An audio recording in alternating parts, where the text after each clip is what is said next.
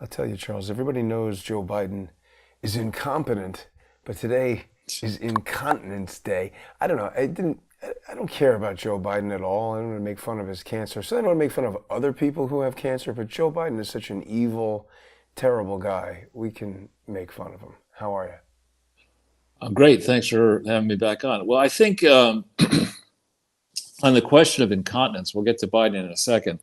Um, I think the White House, Oval Office, probably had to be fumigated big time because Trump certainly caused the president of South Africa and his team of idiots to shit themselves the way they were treated, and justifiably so. I mean, hail Trump for what he did. I mean, till the mainstream media was all set for a gotcha moment to claim that there is no genocide in South Africa where the victims are white. They were hanging their hats on the use of the term genocide. The fact is that when a country is bad enough, as South Africa is, or when a city is bad enough, as New York City is, to cause longtime residents, South African farmers, in the case of the many who've been fleeing now into the US, or in the case of me, somebody who'd lived in New York for 66 years, sorry, not 66, sorry, for 67 years, Oh, um, or sorry, I'm getting it wrong, 65 years, to flee the city. Um, because every time I walked out of either apartment, I would be accosted numerous times by beggars, typically black beggars. The day I left, there were two of them yeah, asleep in crashed front of out my in the building, sleep. Right, yeah. Yeah, the and we got pictures. that on video. Yeah. Right, we have the video evidence of that, and it got to the point where it just didn't feel the odds were stacked. I think against me. It's a miracle I wasn't assaulted before I left, Yeah. but. Yeah, and then to have these people who are paid millions of dollars as anchors to work in protected environments, at their office, or where they screen guests who are basically sycophants. They don't do investigative journalism. If they make a mistake, they don't admit it. The situation in South Africa is a disgrace. It is an example. It was bad under apartheid, but it's worse now. And South Africa is, I believe, except for some of the small countries, and one of them I think is a dictatorship, Equatorial Guinea, with oil. Um, South Africa, I believe, is the largest economy on the African continent. There used to be a functioning nuclear reactor there. I don't know if there still Oh, is. wow. And this place is descending into chaos. Trump brought the receipts, Loomer style, with a video and articles of this guy uh, whose name I can't remember, Malema is his last name, who's a communist racist. And Hmm. here, the president of South Africa, it is rumored, has a net worth of $500 million on an $11,000 a year salary. You Wow. tell me how From to do what? that. Yeah, Yeah. stealing Hmm. from stealing. And South Africa is a member of the G20, This says it has right? two nuclear reactors, Okay, too. All right. 5% of its electricity. I mean, that's scary stuff. And when you get into the long history of South Africa, there are violent tensions among various ethnic groups. It's not simply black on white violence. There are certain, um, black ethnicities hate other black ethnicities and persecute them back and forth. So it's a very dangerous place. And it's also uh, where I think Bernie Sanders and Elizabeth Warren and the reparations crew want to take the United States of America. So it's deeply embarrassing for the wokesters that South Africa is in the place where it is, where you have this guy stand up on tape before Trump exposed him and saying, kill the white person, take the land. That's what we do in a revolution. They play this thing, and Malema responds in South Africa, doubles down, right? So the message inside South Africa is if you cross us, we're going to take your land and kill your family. So you better shut the fuck up because it's a Wow. big place and we will eventually get you one way or the other. I think Trump should kick that, unless he gets an ironclad commitment. And you notice that I think two of the three additional South African cabinet members who were in that room refused to watch the video. They turned their backs on the video. Wow. Okay, that's the way leftists do it. They turn their backs on truth. Leftists turn their backs on the truth about Mao. Mao killed, some say, 60 million people in China. And here you have, under Biden, you have Anita Dunn, who was, some say, one of the most powerful people in the White House at the tail end, and I use that word advisedly, of Biden's disastrous residency. She is married. She said, when asked, when she was working in the Obama presidency in a high level, she was asked, who does she most admire in politics? And she said, Mao Zedong. Okay, she was in there making decisions about who got pardoned with her husband, Bob Bauer, who in the Obama administration, I said it looks a little bit like Rachel Levine's cousin. Yeah. But, that's what paper bags were made for. But I think, this idea that Donald Trump, who's holding tough meetings before the world to see, is against transparency and a threat to democracy. But Joe Biden and Barack Obama and James Comey and the whole crew that have been trying their level best to hide the truth about who Barack Obama actually is, what he really believes in, where does he come from, what was his record in high school and college and law school, how did he become president of Harvard Law Review, what did he do after he graduated from college, did he really go to Columbia? Wayne Root in his class says no. A professor in his discipline says no.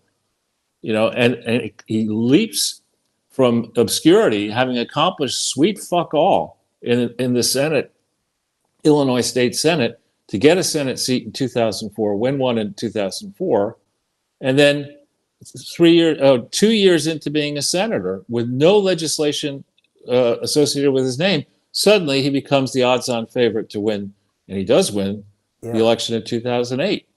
I think it's easier to see now in hindsight that they're trying to do it again with AOC and Jasmine Crockett. This is the way they do it. Just shove some idiotic candidate down everybody's throat. Yeah, because their goal is to control the machinery. They know the media. You see, the thing about the usefulness about the mainstream media is that we could be 100% right about something, but most thinking people say, well, all right, there are two sides to every story. What is the other side saying?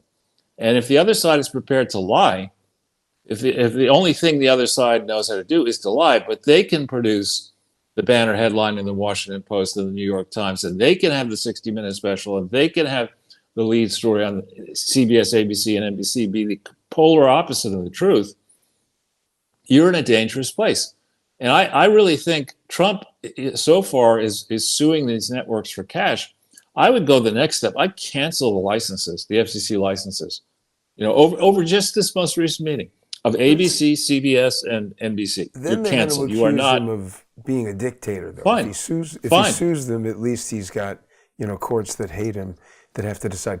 Charles, also people are wanting to know if you have received your 747 yet from Qatar.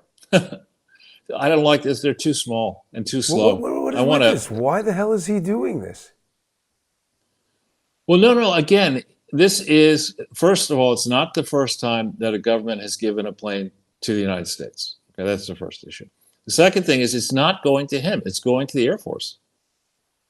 There's nothing, what's wrong with it? It's a Boeing plane. I don't know, why do we want anything at all from Qatar? Because Qatar has stepped up and said they're going to invest trillions of dollars in the United States. Well, all right. It's not, again, what's weirder is go through the list of gifts that Hillary Clinton got as First Lady, that Michelle Obama got as First Lady. Go through that list.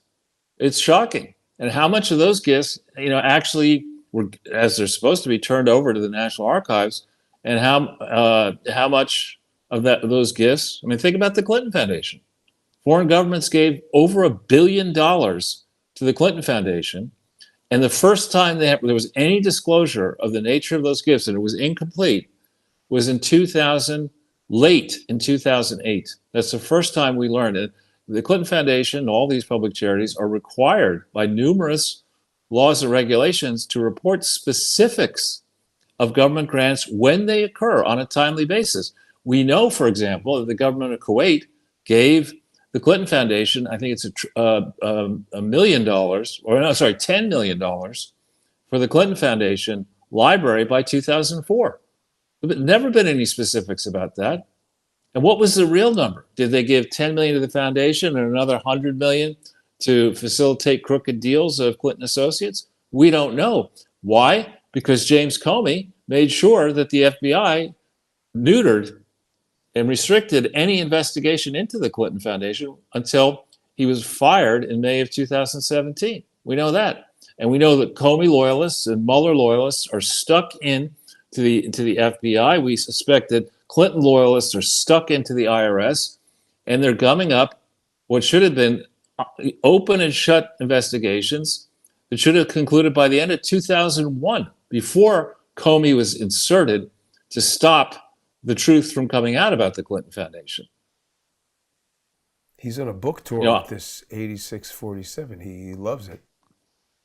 It's despicable that somebody, that he would think. I mean, here's a person, the head of the FBI has to make very tough calls in theory. All right. Here's a person who is displaying on a daily basis that he knows he's above the law. His previous serious book, wasn't it called, what was the name of Comey's book? It was some Higher Loyalty.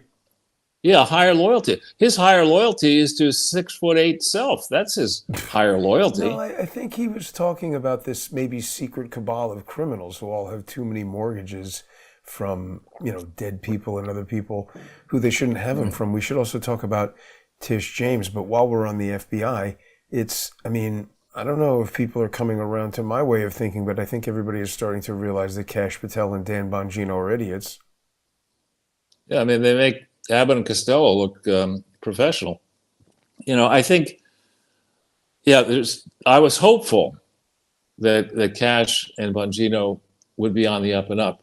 But to go into that interview the way the two of them did and use as their argument that Kash Patel saying, I've been a prosecutor, I've been this, I've been that, and I'm telling you, I know a suicide when I see one. Fuck you. It's like you're not answering a question. Trust me, bro. When your daughter is 8 and you've hid from your kids that the mother was married before, and the daughter says, Sally says that mommy was married to another man, Daddy. What do you say? That's not true. It's not true because I say it's not true. That's basically what Bongino and Patel did there. Terrible. It's ridiculous.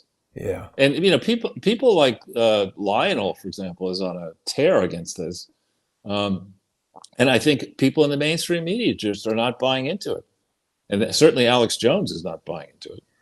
This is, again, for a long time, I was saying that I don't trust these guys. Certainly Dan Bongino, I had known for a long time, was a lawfare operative dealing with Steven Biss. And I must have known this, but I found out also Kash Patel as well. He sued CNN, he used Steven Biss. Kash Patel, I was more saying, well, his associates have taken over Steven Biss's cases. Biss is not dead as far as I know, and I'm becoming suspicious. I don't know who really has any evidence that he had a stroke other than that's what was reported. I need to get back into looking into Steven Biss because he had a lot of properties all around Virginia. And now that we know what's going on with this whole mortgage deal and with Letitia James finally coming out and admitting that she accidentally put her name on a power of attorney document in Virginia. Somebody sent me a video of her giving some kind of sort of semi-private speech. They're really not giving this the full, attention that it deserves. But she came out and admitted now for the first time, and she didn't seem very confident at all in saying it. I think she knows what I've been publishing, Charles. I don't doubt. I think Trump may know what you've been publishing. Trump was hilarious in one setting recently. Somebody said to him, what do you say about what's going on with Tish James? He said, well, I don't really know a lot of the facts. And then he proceeds to go right into the core of the argument. Now, I'm not really on top of this, but, here's an incisive analysis of what's going on. No, I think, just to answer try to answer that question. There are two people, Josh Rosner and Gretchen Morgenson, are people who wrote a book called Reckless Endangerment about the financial system. And Rosner is, I know him. I actually know Gretchen as well, but Rosner is a very knowledgeable, detail-oriented mortgage expert and bond expert. And Gretchen is a star reporter, or was a star reporter at the New York Times. I don't know where she is now. And what they were both explaining is that there's a torrent of dirty money that needs to get washed every year. And one way to do that is to put it into properties that have questionable title, right? If you've got dirty money, bags of it, and you can't explain, how you got that money, you create a mortgage funding operation run by a schlemiel. That guy, what was his name? Eric Fessler.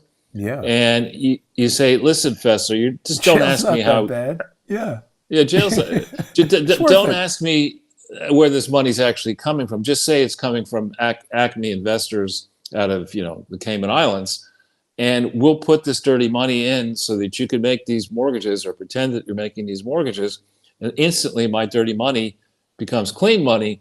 And I don't have to pay a laundromat fee, which back in 2016, I was told that was 20%. If you had $1 million of dirty money, you could turn that into $800,000 of clean money using a crook who would take $200,000 as a fee, which is a huge fee. So there is, I think, the situation that we're going to say there isn't prostitution and drug running and sex trafficking and whatever in the United States and loan sharking. Of course there is. And so wait a that second. money. Staying on what you're talking about there, about the money and washing the money. So, like I said, I was looking into Steven Biss a little bit, and actually, I'm glad that I've straightened out the relationship with Dr. Robert Malone, because I originally thought he was a lawfare guy because he was represented by Biss, but it turns out he was taken advantage of by Biss, and I only learned that after burying the hatchet with Dr. Malone. So Ryan Lizza, who's a little bit of a leftist nut, but he wrote this article on Substack. He, I guess, got fired from Esquire or something. So he got sued a lot by Steven Biss and Devin Nunes. And he's talking about this missing laptop, which this story is screwy as hell. It could be that Biss stole his own laptop to get rid of these files. But Lizza in here, he's like, inexplicably, this person and that person sent Biss $20,000, and he's thinking it's for legal cases, but I don't really think so. It sounds like what you're talking about, Charles. Biss has all these properties, and people are just sending. He's talking about suing people for $80 million and $3.7 billion. Obviously, really ridiculous. But Steven Biss was involved in something quite crazy here, and I don't know exactly what it was. Here, Michelle de Blasi, this is according to Ryan Lizza from Henrico, Virginia, retained Biss to represent her in a legal malpractice case and paid him $10,000. That's like going to Hunter Biden for drug rehab. Retain Biss for legal malpractice. It's crazy. Dr. Jennifer Ann Shaw from Manassas wired Biss $20,000. So in April, 200,023. So the date's a little wrong there. But Gregory Walker from, these people are just sending him random. These are not any kind of retainer fee that would be reasonable for Steven Biss. And here's all these people from Kentucky, $10,000.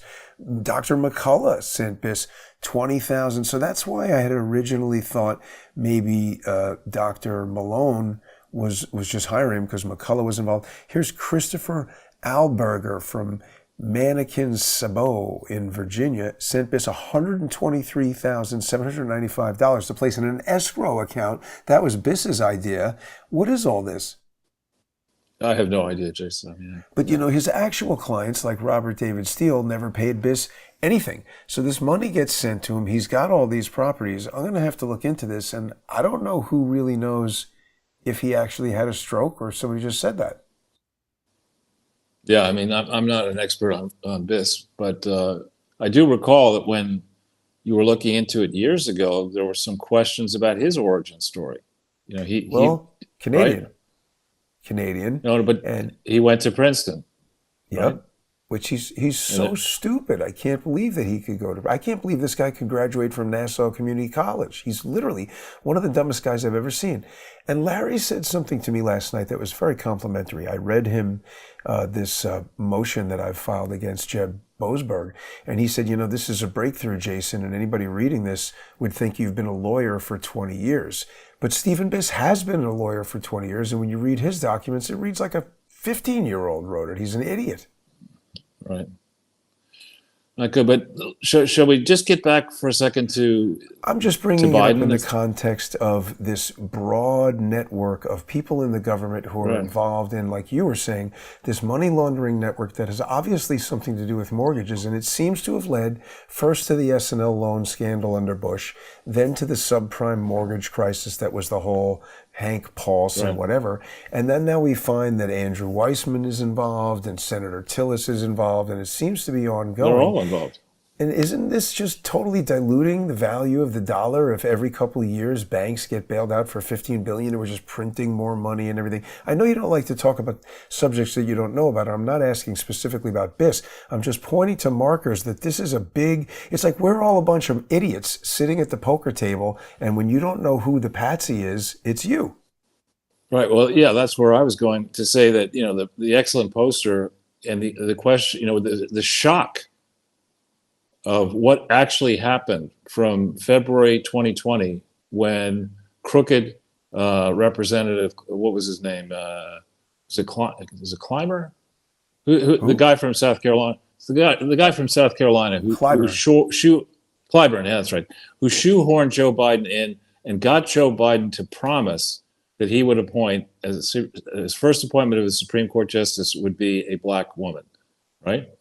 So the decisions around installing Biden as the nominee when he had manifestly failed so badly in the campaign to that point are part and parcel of a longstanding pattern and practice in the Democrat Party of being anti-democratic. And actually, Bernie Sanders just gave an interview to somebody named Schultz. I'm not sure who that is, but I've seen him before, where Bernie Sanders admitted that the biggest threat to democracy is the current elite in the Democratic Party, failing to point out that he's one of the elite with 3 homes. but the point here is, what actually happened? It'd be one thing if we're talking about hiding somebody's being in a wheelchair, which happened with Franklin Roosevelt, which back in the time, I guess they made the decision to do that. But that's not what we're talking about here. This is an actual ongoing conspiracy where many branches of our government, and certainly the mainstream media, made a decision to not investigate Barack Obama appropriately. Remember, Barack Obama there's an interview, there's a transcript of an interview that the FBI supposedly conducted in, I think, December of 2008, having to do with what did Barack Obama know about the sale of his Senate seat by Blagojevich? Yeah. Right? So there's a transcript of that interview. What questions were asked, probably softballs, what answers were given. And there may be other FBI investigations. For example, when Obama went with that Republican from Indiana, the senator, the Rhodes Scholar, who took him under his wing and Foreign Relations Committee. Lugar? When he went to the Soviet Union, the former Soviet Union or Russia, and they were both detained, and his passport, Obama's passport and Lugar's passports, were taken away from those two people for like 4 hours or so. What did the FBI do to investigate that? What did the FBI know about Barack Obama's passports? I actually have copies of every passport that I ever got. I think they complained about the odor of the room. That was the extent of the investigation, as far as I recall. It's just very difficult to open the articles about this. It's not letting me. There we go. Look at this. You can't even look at them. Right. So this ongoing conspiracy, people signed on. McCain was a horrible candidate. Palin was worse. And there wasn't any way the Republicans were going to win in 2008. So the left got together and said, this is great. We have a mandate, literally a mandate. We have the mandating. We have the House, the Senate, and a mandate for Barack Obama to do what the hell he wants to do. And right before the election, he said, he's quoted as saying, we're going to fundamentally transform the United States of America. He left out the words into a shithole. Yeah. which is what they were trying to do, into South Africa. Is what he's done. But Charles, it's time for us to fundamentally transform this show into the First Amendment Forum. So people are going to be able to join us. If you're already on Odyssey, stay there. Odyssey.com/@crowdsourcethetruth. You're getting free access while they reestablish their payment system. Unfortunately, I can't take new sponsors on Odyssey, but thank you to everyone who sponsors and watches there. People can join us also on crowdsourcethetruth.substack.com, or of course on subscribestar.com or patreon.com/crowdsourcethetruth. And now people who subscribe to me on X at JG_CSTT. You can get the sponsor exclusive shows there. Charles, people who are on X have also been really digging into all of these briefs that I've been filing. Yeb Boasberg hasn't had a damn thing to say today. All is quiet on the docket front. And when I say it's this brief is safe to docket, it's safe to docket. And I think he is very concerned about the implications of this constitutional challenge that I've issued to the entire federal judiciary. So we'll see what's going to happen with that. It literally remains a mystery at this moment. But stay with us, everybody. We'll be back in just 5 minutes. Thanks for watching.